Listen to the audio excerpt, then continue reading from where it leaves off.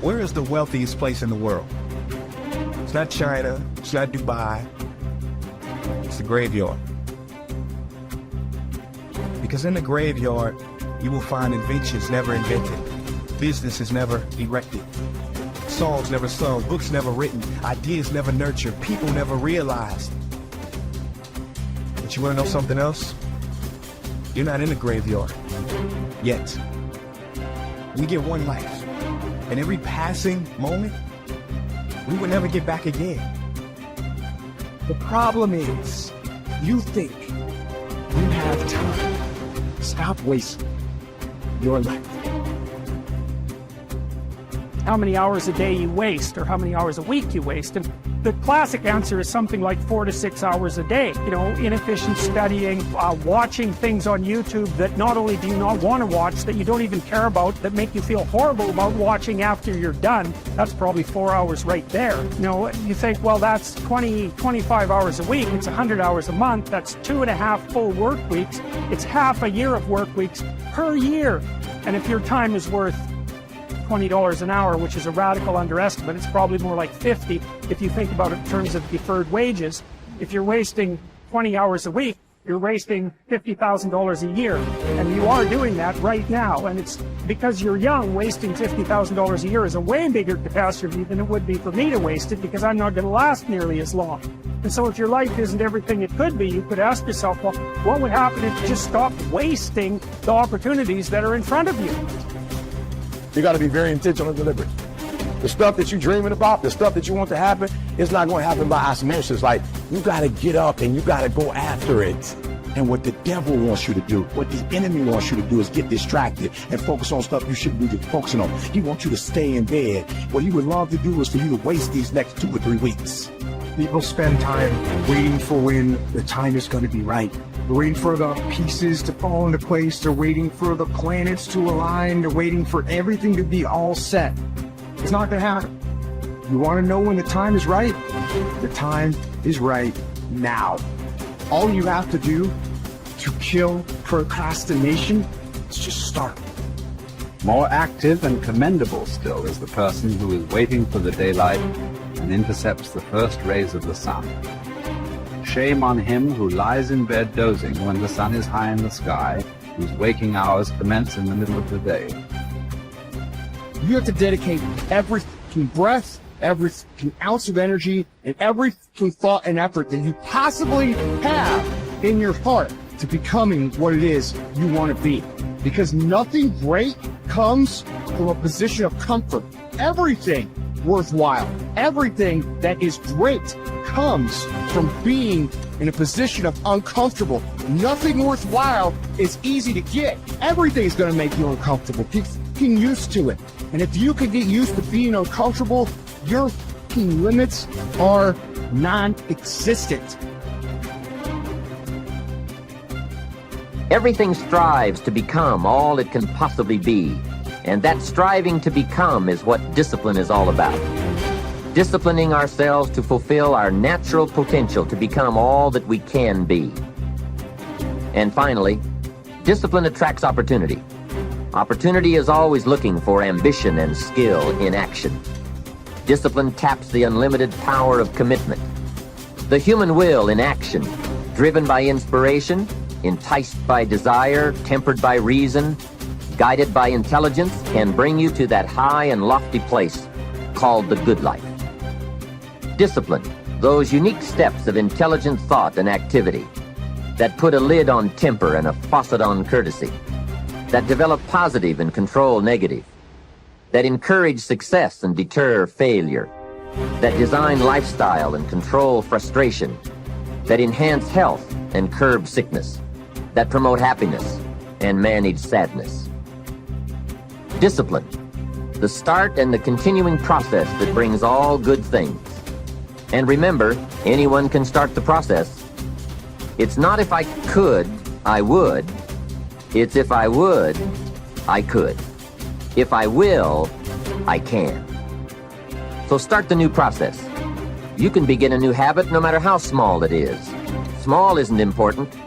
Whether or not you start and whether or not you continue are all that is important. And don't be deluded by an affirmation. Only affirm what you are truly prepared to do. Many of us delude ourselves with our words into believing that we're making changes and making progress, when in fact our daily activity is taking us in the exact opposite direction of our affirmation. Why would you walk in the opposite direction of your dreams? The man dreams of wealth and walks daily towards certain financial disaster. The man wishes for happiness and thinks the thoughts and commits the acts that take him to certain despair. So to have a prosperous life, start a prosperity plan.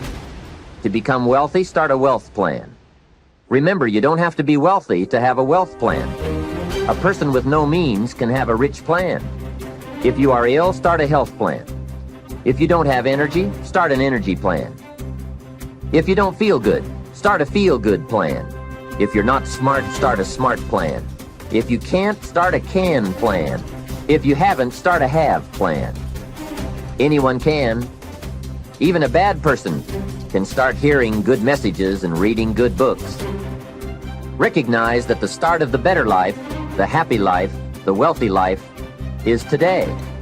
This is exciting. Both the process and the result can begin today.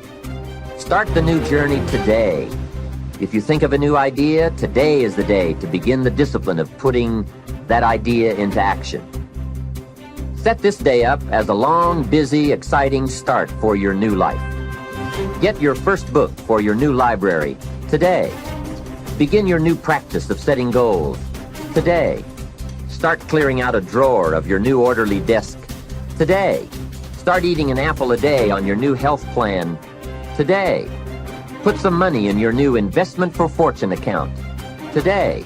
Start reading with intensity for your new wealth of mind plan today. Write a postponed letter today. Make a delayed telephone call today. Pick up your camera and take a picture of something to start your new treasury of photographs today. Get some momentum going on your new commitment to the better life. See how many activities you can pile on in this first day. Go all out. Break away from the negative downward pull of gravity. Start the thrusters going. Prove to yourself that waiting is over, hoping is past, and that faith and action have now taken charge. It's a new day, a new beginning for your new life. With discipline, you can't believe the list of positive moves you can make in the first day of your new beginning. What have you got to lose? Only the despair and fear and guilt of the past. Only the dissatisfaction and unhappiness and lack of fulfillment of the past. Only the frustration and low self-esteem of the past.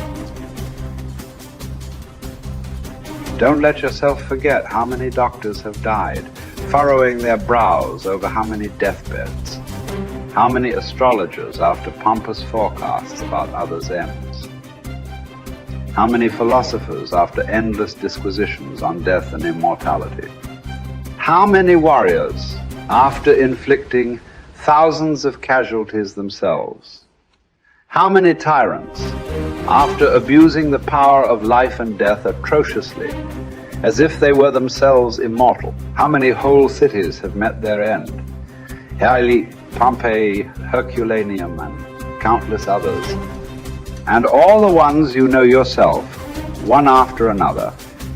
One who laid out another for burial and was buried himself, and then the man who buried him, all in the same short space of time. In short, know this: human lives are brief and trivial. Yesterday, a blob of semen.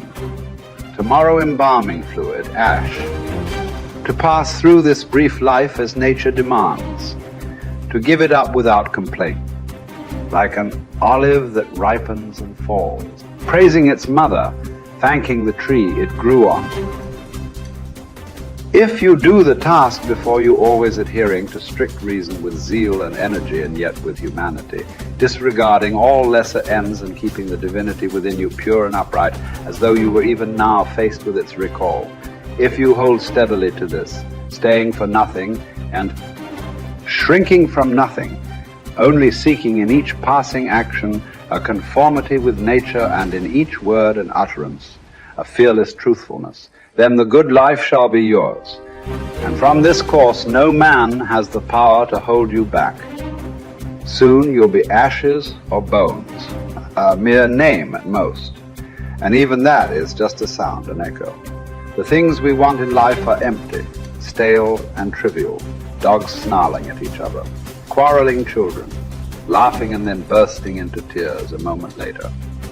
Trust, shame, justice, truth, gone from the earth and only found in heaven. Why are you still here? Sensory objects are shifting and unstable. Our senses dim and easily deceived. The soul itself, a decoction of the blood, fame in a world like this is worthless. And so, wait for it patiently, annihilation or metamorphosis. And until that time comes, what? Honor and revere the gods. Treat human beings as they deserve. Be tolerant with others and strict with yourself. Remember, nothing belongs to you but your flesh and blood, and nothing else is under your control.